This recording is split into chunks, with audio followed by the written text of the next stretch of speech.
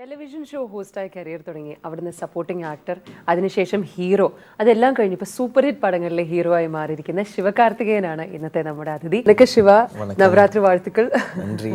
நவராத்திரி வாழ்த்துக்கள். Thank you. Remo movie இப்போ release ஆயிடுச்சு. இது வரைக்கும் இந்த படம் பார்க்காதவங்களுக்காக என்ன சொல்ல விரும்புறீங்க? ப்ளீஸ் போய் பாருங்க. படத்தை பற்றி என்ன சொல்ல விரும்புறீங்க? படம் இட் பி என்டர்டெய்னர். லைக் இப்போ ஃபெஸ்டிவல் மூடில் இருக்கிறதுனால நிறைய ஹாலிடேஸ்லாம் இருக்கும். You can take your family. நீங்கள்லாம் ஃபேமிலியாக போய் ஒரு ஜாலியாக ஒரு படம் பார்த்து வரணும், ஹாப்பியாக போயிட்டு ஹாப்பியாக வரணும் அப்படின்னா you can go for Remo. And ஏன்னா இதில் ஒரு புது அட்டம்ப்டும் இருக்குது. Nurse getup. ஆமாம், நர்ஸ் கெட்டப்பில் நான் வரேன் அப்படின்றது தான். கேட்கும்போது நிறைய பேர் கொஞ்சம் ஸ்கேரியாக தான் இருக்கும். But you watch it. Beautiful nurse. Thank you. நீங்கள் சொல்லணுன்னு தான் நான் அதை சொன்னேன். எல்லாருக்கும் பிடிக்கும்னு நினைக்கிறேன். It be an entertaining movie. இந்த ஷூட்டிங் டைமில் அந்த கேர்ள் மேக்கப் எல்லாம் போட்டு முதல் தடவை மிரரில் பார்க்கும்போது எப்படி இருந்துச்சு அந்த ஃபீலிங் எல்லாம்? பயமாக இருந்துச்சு. எனக்கு என்ன ஃபர்ஸ்ட் டே வந்து மேக்கப்லாம் போட்டதுக்கப்புறம் லுக் டெஸ்ட்லாம் முன்னாடியே பண்ணோம். பட் ஷூட்டிங் ஸ்பாட்டுன்னு போது there will be like 100+ people working. So makeup போட்டு வெளியில் வர்றதுக்கு எனக்கு ரொம்ப தயக்கமாக இருந்தேன். I was very shy. நான் வந்து வரேன், ஒரு 5 மினிட்ஸ் கொடுங்க, ஒரு 10 மினிட்ஸ் கொடுங்க. ஏன்னா அதுக்கு முன்னாடி ஒரு ஷெட்யூல் முடிச்சிட்டோம், பாய் லுக்கு. இப்போ நெக்ஸ்ட் கேர்ள் லுக்குன்றது ஷூட்டிங்கில் எவ்ரிபடி நோஸ். ஸோ அந்த டைரக்ஷன் டீமை தவிர இது எல்லோரும் இப்போ தான் பார்க்க போகிறாங்க. எனக்கு ரொம்ப டென்ஷனாக இருக்குது. இதெல்லாம் மேக்கிங் எடுக்கிறதுக்கு ஒரு 2-3 கேமரா வச்சுட்டே வேறு இருக்காங்க. நான் ஒரு 10 மினிட்ஸ் கொடுங்க, 10 மினிட்ஸ் ரிலாக்ஸ் ஆகிட்டு அப்புறம் போனேன். நிறைய பேர் வந்து சிரித்தாங்க பார்த்துட்டு. நிறைய பேர் வந்து அப்படிலாம் சொன்னாங்க. நிறைய பேர் அப்படின்னாங்க. அப்பா போதும்ப்பா அப்படின்னு சொல்லி ஓகே அக்செப்ட் பண்ணிக்கிறாங்க. இதுக்கப்புறம் எப்படி நடிக்கிறோன்றது பார்க்கலாம் அப்படிங்கிறது தான். கொஞ்சம் டென்ஷனாக தான் இருந்தது அது. இந்த படத்தில் நீங்கள் செஞ்ச பாய் கேரக்டரை பற்றி கொஞ்சம் சொல்ல முடியுமா? பாய் கேரக்டர் லைக் அது வந்து ஒரு ஆம்பிஷியஸாக இருக்கிற மாதிரியாக ஒரு கேரக்டர். அதாவது சினிமாவில் ஹீரோ ஆகணும்னு நினைக்கிற ஒரு கேரக்டர். ஸோ சினிமா சான்ஸ் தேடும்போது அவனுக்கு என்ன நடக்குது லைஃப்பில் அப்படிங்கிறது தான். ஐடியாவாக என்னென்னா ஏதாவது ஒரு விஷயத்தை சின்சியராக ட்ரை பண்ணால் அது கிடைக்கும் அப்படிங்கிறது தான். இந்த பாய்க்கு வந்து அவனுடைய லவ் எப்படி அவனுக்கு லைஃப்பில் எல்லாத்தையுமே கொடுக்குது அப்படிங்கிறது தான். பாய் கேரக்டருக்குன்னு எதுவும் ஸ்பெஷலான விஷயங்கள் இல்லை. அது நல்லா ஜாலியாக பண்ணிட்டேன். ஃபர்ஸ்ட் ஷெட்யூல் ஃபுல்லாக ஜாலியாக இருந்துட்டேன். நான் எல்லாரையும் கிண்டில் பண்ணி அவங்கள்ட்ட ஃபன் பண்ணிட்டு இருந்துட்டேன். செகண்ட் ஷெட்யூல் இந்த கேர்ள் கிட்ட வரும்போது தான் எல்லாரும் என்ன கிண்டில் பண்ணி. கீர்த்தி சுரேஷ் கூட இது வந்து 2வது படம். நீங்கள் ஆன் ஸ்க்ரீன் கெமிஸ்ட்ரி, ஃப்ரெண்ட்ஷிப் அதை பற்றி? On screen chemistry Rajini Murugan பார்த்தவங்களுக்கு ரொம்ப പിടിച്ചിരുന്നത്. പറയേണ്ട ഒരു കാര്യം, രജനി മുരുകനിലെ സോങ് ഇവിടെ ഇപ്പോഴും നമ്മൾ ചാനൽ വെക്കുകയാണെങ്കിൽ രജനി മുരുകനിലെ പാട്ട് ഒരു ദിവസം ഒരു തവണയെങ്കിലും ഉണ്ടാവും. அப்படியா? ஓகே. இல்லை நம்ம பண்ணுற பெர்ஃபார்மன்ஸ் பிடிக்குதுன்னு போது அந்த பேரே பிடிக்கும். அப்பப்போ வந்து ஸ்க்ரீனில் வந்து பிடிக்கிற பேர் வரும். அப்படி இப்போ எல்லாருமே இந்த பேர் வந்து பார்க்குறதுக்கு நல்லாயிருக்கு. ஆன் ஸ்க்ரீன் பேராக நல்லாயிருக்கு. ஒரு சாங்கில் ப்ரெசென்ட் பண்ணுறதா இருக்கட்டும், டைலாக் டெலிவரிஸ் ஆகட்டும் நல்லாயிருக்கு சொல்கிறாங்க. அண்ட் அகைன் செகண்ட் ஃபிலிம் பண்ணும்போது இட் ஹெல்ப்ஸ். லாஸ்ட் ஃபிலிம் பண்ணதோட அப்போது நம்ம வந்து தெரியாது கீர்த்தியை பற்றி, அவங்க எப்படி பேசுவாங்க, எப்படி நடிப்பாங்க. அவங்களுக்கு தமிழ் நல்லா, மலையாளமும் நல்லா தெரியும், தமிழும் நல்லா தெரியும். அவங்க வீட்டில் 2மே பேசுகிறாங்க. அப்படின்போது எனக்கு ரெமோவை பொறுத்த வரைக்கும் அவங்க வந்து ஒரு 2 ஹவர்ஸ்க்கு மேலேயே இந்த படத்தில் இருப்பாங்க. ஸோ நிறைய சீன்ஸ், நிறைய டைலாக்ஸ் இருக்கும். ரஜினி முருகனில் வந்து நாங்கள் வந்து ரிஹர்சல்லாம் பார்க்கணும். இந்த டைலாக் நான் இப்படி சொல்கிறேன், நீங்கள் இப்படி சொல்லுங்கன்னு. ரெமோவில் அது தேவைப்படல. நான் ஸ்பாட்லேயே நான் எதாவது இம்ப்ரவைஸ் பண்ணி சொன்னாலும் ஷி வில் ரியாக்ட். அந்த ஒரு கம்ஃபர்ட் ஜோனில் 2 பேருமே இருந்தோம் அது. அண்ட் இந்த படத்தில் கெமிஸ்ட்ரி எப்படி இருக்குன்னு நீங்களும் தான் சொல்லுங்கள். കെമിസ്ട്രിയിൽ പാസ്സാ ഫെയിലാണ്. ചിത്രത്തിൻ്റെ ഛായാഗ്രഹണം നിർവഹിച്ചിരിക്കുന്നത് ഇന്ത്യയിലെ തന്നെ ഏറ്റവും മികച്ച സിനിമാറ്റോഗ്രാഫേഴ്സിൽ ഒരാളായ PC ശ്രീറാം സാറാണ്. അപ്പം അந்தமாதிரி ஒரு மிகப்பெரிய சினிமாட்டோகிராஃபர் கூட ஒர்க் பண்ணும்போது எக்ஸ்பீரியன்ஸ் எல்லாம் எப்படி இருந்துச்சு? பயம்தான் ஃபர்ஸ்ட், டென்ஷன். ஏன்னா he's leading cinematographer in India. So நம்ம அவங்களோட ஒர்க் பண்ணுறோம் அப்படின்னும் போது நான் வந்து ஃபர்ஸ்ட் ஷெட்யூல் ஃபுல்லாக போய் எடுத்த ஷாட்டை நான் பார்க்கவே இல்லை. மானிட்டர் பக்கத்துலேயே போக மாட்டேன். ஏன்னா போனால் சார் வந்து இப்படி உட்காந்துருப்பாங்க, இப்படி ஃபுல்லாக இப்படி உட்காந்துருப்பாங்க. நான் நடந்து வரேன்னா இப்படி பார்ப்பாங்க, நான் அந்த பக்கம் அப்படியே போயிடுவேன். வேறு சைடு ஐயோ போகக்கூடாது. இந்த சார் இல்லாத டைமில் போய் மானிட்டர் பக்கத்தில் நின்று அப்படியே பார்த்துட்டே இருப்பேன். தூரமாக எங்கேயாவது வராங்கன்னு தெரிஞ்சால் அப்படியே திரும்பி போயிடுவேன். ஒரு பயம், அது ஏன்லாம் தெரியல. அவங்க ரொம்ப ஸ்ட்ரிக்ட்லாம் கிடையாது. கொஞ்சம் ஷூட் போக போக போக போக தான் இந்த கேர்ள் லுக்லாம் பண்ணும்போது நான் சார்கிட்ட வந்து makeup okay sir, okay costume okay okay okay sir, okay sir. Sir இல்லைனா தான் நான் ரொம்ப நிறையா பேசிட்டே இருப்பேன். சார் இருந்தாங்கன்னா அப்படியே குவைட்டாக ஒரு அவங்க பிரின்ஸிபல் மாதிரி தான். ஸ்கூலில் பிரின்ஸிபலை பார்த்தா எல்லாம் வந்து good morning sir, good morning இருப்பாங்க, அப்படி தான் பேசி சார். பட் நிறைய லேர்னிங் அவங்கள்ட்ட இருந்து. இந்த ஏர்லி ஸ்டேஜ்லேயே அவங்களோட ஒர்க் பண்ணது வந்து நான் முடிஞ்ச அளவுக்கு ஷூட்டிங்க்கு வந்து ஆன் டைம் இருப்பேன். பட் இந்த படத்தை பொறுத்த வரைக்கும் எப்படின்னா ஏர்லி மார்னிங்கே வரணும். 3 o'clock I should start my makeup. So இது எல்லாமே வந்து பிசி சார் வந்ததுக்கப்புறம் ஷூட்டிங் ஸ்டார்ட் பண்ணுற டைமிங்லேருந்தே அந்த டிசிப்ளின் இன்னும் பெட்டர் ஆகிடுச்சு. அது இந்த மாதிரி நிறைய லேர்னிங் இருக்குது. இப்போ பிசி சார் வந்து லாஸ்ட்டாக நான் வந்து தேங்க் பண்ணுறதுக்காக ஃபோன் பண்ணேன். டோன்ட் தேங்க் மீ சிவா, உங்களுக்கு எப்போ என்ன படம் பண்ணாலும் சொல்லுங்கள், நான் வந்து பண்ணுறேன் அப்படின்னு சொல்லி சொன்னாங்க. அது பெரிய கிஃப்ட்னு நினைக்கிறேன் എനിക്ക്. ശിവയുടെ പടത്തിലെല്ലാം ഹ്യൂമറിന് ഒരുപാട് പ്രാധാന്യമുണ്ട്. ശിവയുടെ ഏറ്റവും വലിയ സ്ട്രെങ്ത്, ഏറ്റവും വലിയ പ്ലസ് പോയിന്റ് என்ன லாங்குவேஜாக இருந்தாலும் ஐ ட்ரை டு என்ன சொல்கிறது, அதை புரிஞ்சுக்கிட்டு அதுக்கு நான் நிறைய சிரிக்க ட்ரை பண்ணேன். ஏன்னா எல்லாருக்குமே சிரிக்கிறது சந்தோஷமாக இருக்குது நான் பிடிக்கும் இல்லையா. And I try to deliver those kind of humour. நான் ரசித்த விஷயங்கள்லாம் I want to give it on screen. இந்த படத்துலேயும் ஹியூமர் நிறையா இருக்குது. எனக்கு பிடிச்சிருக்கு ரொம்ப ஹியூமர் பண்ணுறது. பட் ஜானர்ஸ் மாறும்போது I try to add some more things with the humour. கொஞ்சம் டான்ஸ் ஆர் கொஞ்சம் ரொமான்ஸ் ஆர் கொஞ்சம் சீரியஸ் எமோஷன்ஸ் அந்த மாதிரி மிக்ஸ் அண்ட் மேட்ச் பண்ணிட்டு இருக்கேன். பட் ஹியூமர் அதுக்கு எப்போவுமே ஒரு செப்பரேட் ஸ்பேஸ் இருக்கும். அது റെമോ എന്ന് പറയുമ്പോൾ തന്നെ നമ്മുടെ മനസ്സിലേക്ക് വരുന്നത് അന്യനിലെ റെമോയാണ്. இந்த ரெமோக்கும் அந்த ரெமோக்கும் ஏதாவது கனெக்ஷன் இருக்கா? ஒரு கனெக்ஷன் தான். அந்த படத்தில் ரெமோன்ற கேரக்டர் வந்து தன்னை வந்து டிஸ்கைஸ் பண்ணிட்டு வேற லுக்கில் போய் லவ் பண்ண ட்ரை பண்ணுவாங்க. எக்ஸாக்ட்லி த சேம் திங் இதில். பட் இதில் வந்து கம்ப்ளீட்டாக வேறு கெட்டப், ஒரு கேர்ளாக போய் என்ன பண்ணுறாங்க, ஏன் லவ் பண்ணுறாங்க, எப்படி லவ் பண்ணுறாங்க, அதுக்கு பின்னாடி ஒரு ஸ்டோரி இருக்குது. அதனால தான் இந்த டைட்டில் ரெமோன்றது வச்சோம். ഈ നേഴ്സ് ഗെറ്റപ്പിന് ഡബ് ചെയ്യുന്ന നേരത്ത് എങ്ങനെയാണ്? ശിവ തന്നെയാണോ ഡബ് ചെയ്തതൊക്കെ? ஆமாம், நானே வாய்ஸ் சேஞ்ச் பண்ண வேண்டியது ஆயிடுச்சு. அது it was quite challenging too. நம்ம வந்து மேக்கப் பண்ணியாச்சு, ஷூட்டிங்லாம் முடிச்சாச்சு அப்படின்னு சொல்லி ரிலாக்ஸாக இருக்க முடியாது. திரும்ப ஃபஸ்ட்லேருந்து ஸ்டார்ட் பண்ணி, ஏன்னா வாய்ஸ் சேஞ்ச் பண்ணி பேசுகிறதுங்கிறது டெஃபினட்டாகவே கஷ்டம். அது நார்மலாக மேல் வாய்ஸ் சேஞ்ச் பண்ணுறதே கஷ்டம். ஃபீமேல் வாய்ஸ்ம்போது இட்ஸ் வெரி டிஃபிகல்ட். பட் ஒரு அட்வான்டேஜ் என்னென்னா, ஸ்க்ரீனில் உங்களுக்கு தெரியும் நான் தான் வந்து கெட்டப் போட்டு இருக்கேன்றதுனால. அண்ட் அதனால it need not be 100% perfect. வேறு யாரையும் வச்சு டப் பண்ணாலும் அது கரெக்டாக வரல, அது உங்களுக்கு சிங்க்லே இருக்காது. So I tried my best. அது வாய்ஸ் பார்க்கும்போது நல்லா இருக்கு அப்படி தான் சொல்கிறாங்க. நீங்கள் ரொம்ப நல்லா மிமிக்ரி பண்ணுவீங்கன்னு எனக்கு தெரியும். இது வந்து festival time as a Navaratri gift வியூவர்ஸுக்காக ஏதாவது ஆக்டர் யாரையாவது கொஞ்சம் இமிட்டேட் பண்ண முடியுமா?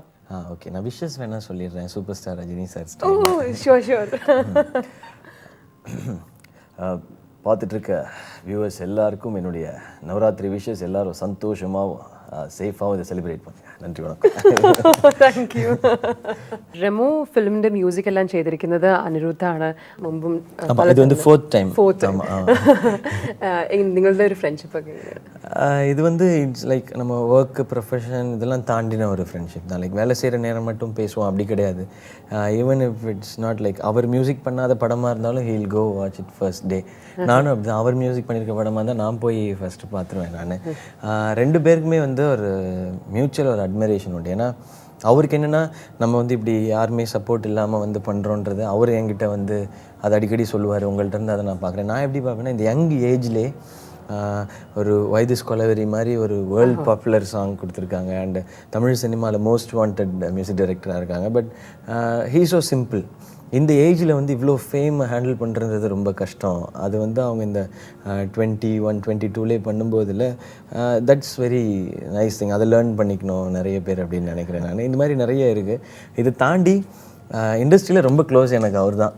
ஸோ நாங்கள் தான் எல்லா விஷயங்களுமே பேசிக்குவோம். நாங்கள் எல்லாரை பற்றியும் பேசுவோம். காசிப்பிங்னு சொல்ல முடியாது, அது கேள்விப்பட்ட news. Too much of gossip பண்ணுறது இல்லை. ஏன்னா ரொம்ப காசிப் பண்ணோன்னா அதில் அப்புறம் எங்களை பற்றியே பேச வேண்டியிருக்கும். அதனால் நிறைய, அதாவது அவர்கிட்ட தான் எல்லாமே ஷேர் பண்ணுவேன் நான்.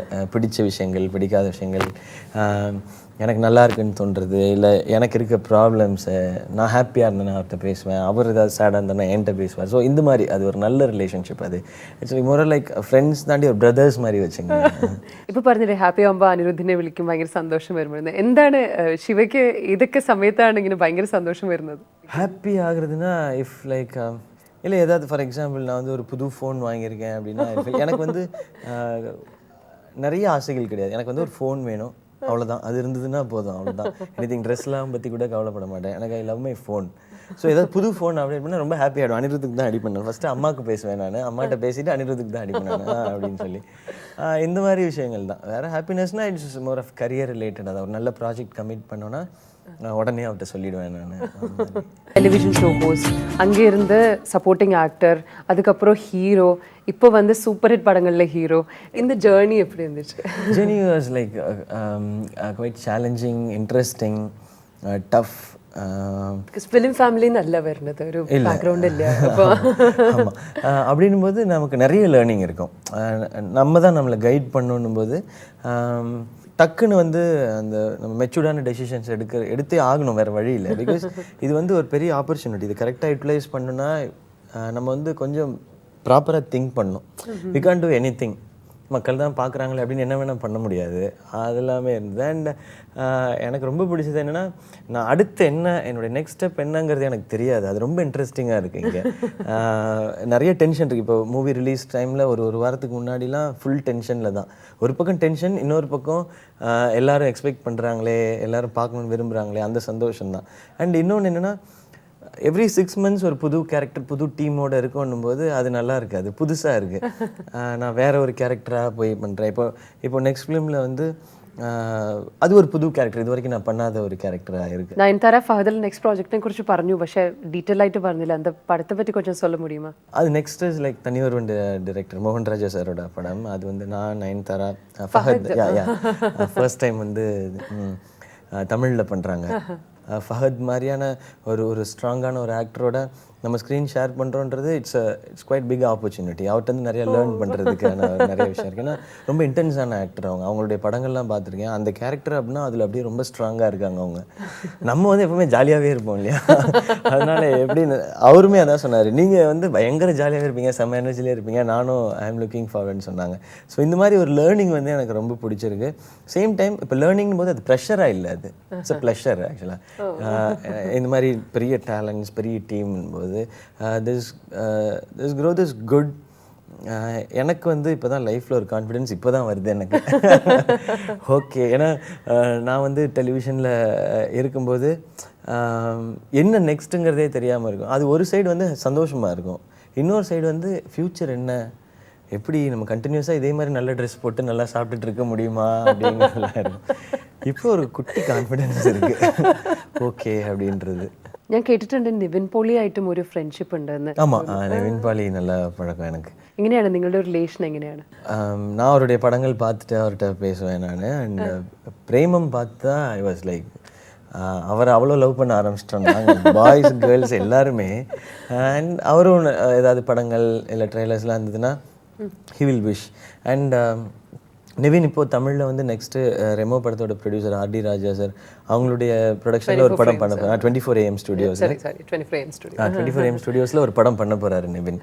ஸோ நல்ல ரேப்போ இருக்குது, நல்ல அண்டர்ஸ்டாண்டிங் இருக்குது.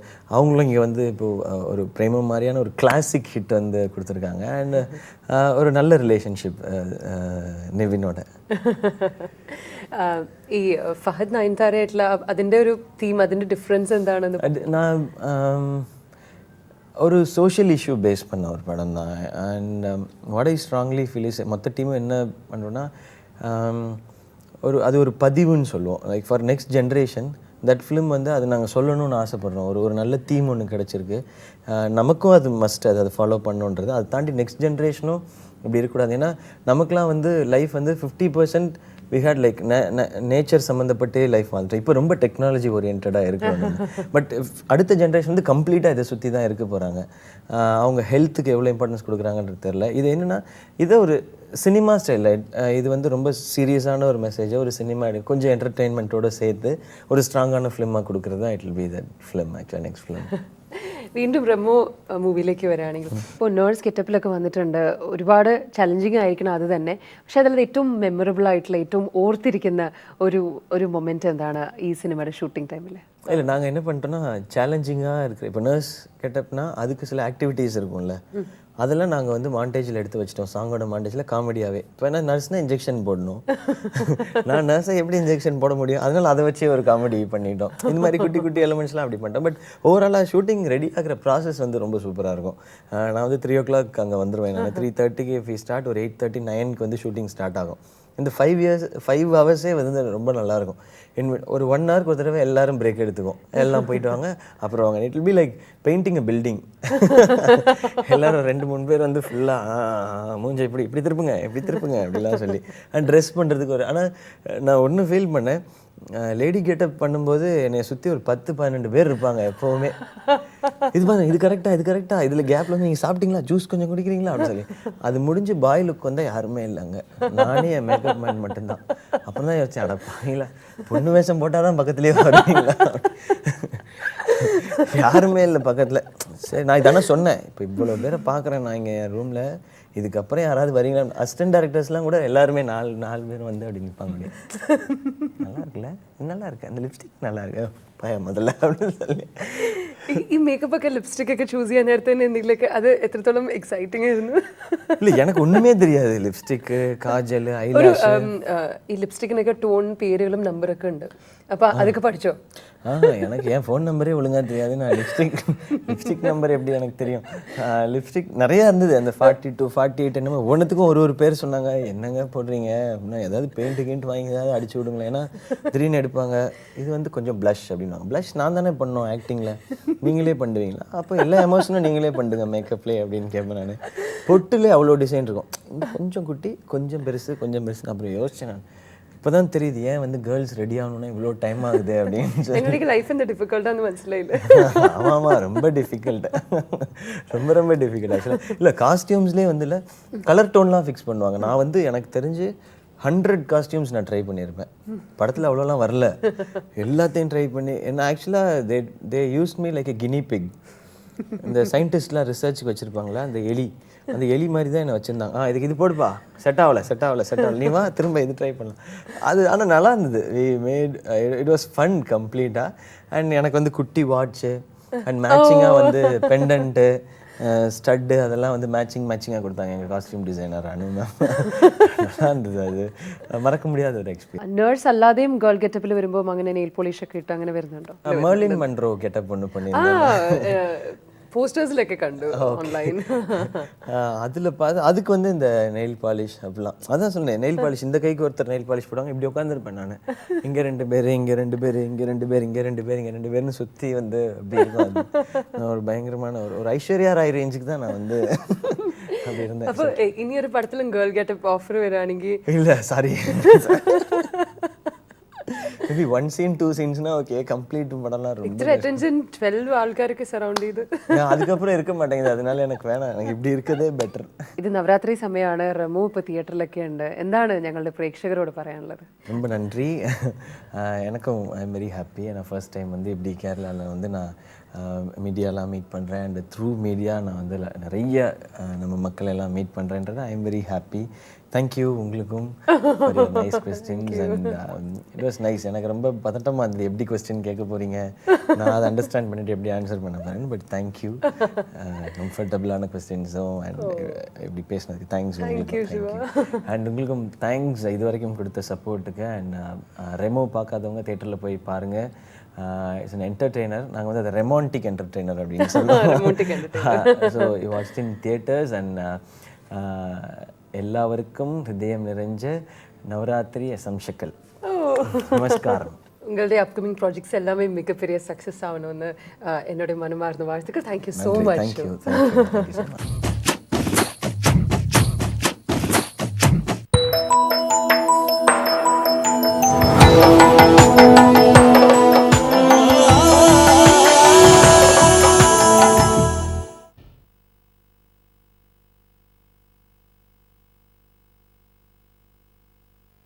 പ്രകൃതിയുടെ അത്ഭുതകരമായ കലാമർമ്മജ്ഞത അറിഞ്ഞ് തൂക്കണാങ്കുരുവികൾ നിർമ്മിക്കുന്ന കൂടുകളെല്ലാം ഇത്രയേറെ മനോഹരമായി തൂങ്ങിയാടുന്നതിൻ്റെ ഒരു രഹസ്യം അത് ഇണക്കിളിയെ ആകർഷിക്കാനുള്ള ഒരാൺകിളിയുടെ അദമ്യമായ ആഗ്രഹത്തിൻ്റെ ആവിഷ്കാരമാകുന്നു എന്നതുകൊണ്ടുകൂടിയാണ്.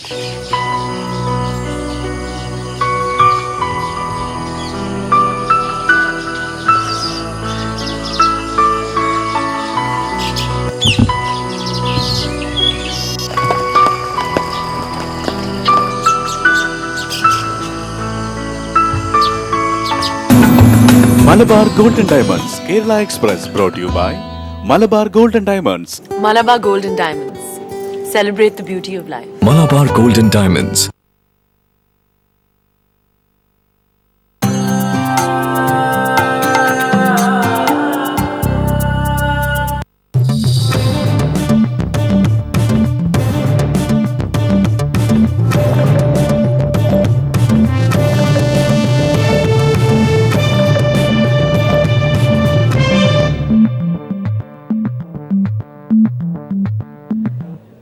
RSSുകാർ ആക്രമിച്ചു കൊലപ്പെടുത്തിയ CPIM പ്രവർത്തകൻ CPIM നേതാവിൻ്റെ പോസ്റ്റ്മോർട്ടം പൂർത്തിയായി. 32 മുറിവുകളാണ് അദ്ദേഹത്തിൻ്റെ ശരീരത്തിൽ ഔദ്യോഗികമായി തന്നെ രേഖപ്പെടുത്തിയത്. RSSുകാർ ഇന്നലെയാണ് കുഴിച്ചാലിൽ മോഹനൻ എന്ന CPIM നേതാവിനെ കൊലപ്പെടുത്തിയത്. ഇന്ന് കണ്ണൂരിൽ RSS കൊലപാതക രാഷ്ട്രീയത്തിൽ പ്രതിഷേധിച്ച് ഹർത്താൽ നടക്കുകയാണ്. ഇപ്പോൾ വിവരങ്ങളുമായി PV കുട്ടൻ ഞങ്ങളുടെ പ്രതിനിധി ചേരുകയാണ്. കുട്ടൻ, പോസ്റ്റ്മോർട്ടം പൂർത്തിയായി, എന്തൊക്കെയാണ്? ജിംഷാദ്, പോസ്റ്റ്മോർട്ടം നടപടികൾ അല്പസമയം മുമ്പാണ് പൂർത്തിയായത്. RSSുകാർ കൊലപ്പെടുത്തിയ CPIM നേതാവ് മോഹനന്റെ ശരീരത്തിൽ 32 വെട്ടുകളേറ്റു എന്നാണ് പോസ്റ്റ്മോർട്ടം റിപ്പോർട്ടിൽ വ്യക്തമായിരിക്കുന്നത്. ചോര വാർന്നാണ് മരണം സംഭവിച്ചിരിക്കുന്നത്. അല്പസമയം മുമ്പാണ് പോസ്റ്റ്മോർട്ടം പൂർത്തിയായത്. CPIM നേതാക്കളായ P Mohanan master, M Mehboob, KT Kunhikannan ഉൾപ്പെടെയുള്ളവർ ആശുപത്രി കോഴിക്കോട് മെഡിക്കൽ കോളേജിലെത്തി മൃതദേഹത്തിൽ അന്ത്യാഞ്ജലി അർപ്പിച്ചു. മൃതദേഹത്തിൽ പാർട്ടി പതാക പുതപ്പിച്ചു. മോഹനന്റെ മൃതദേഹം വഹിച്ചുകൊണ്ടുള്ള വിലാപയാത്ര അല്പസമയം മുമ്പ്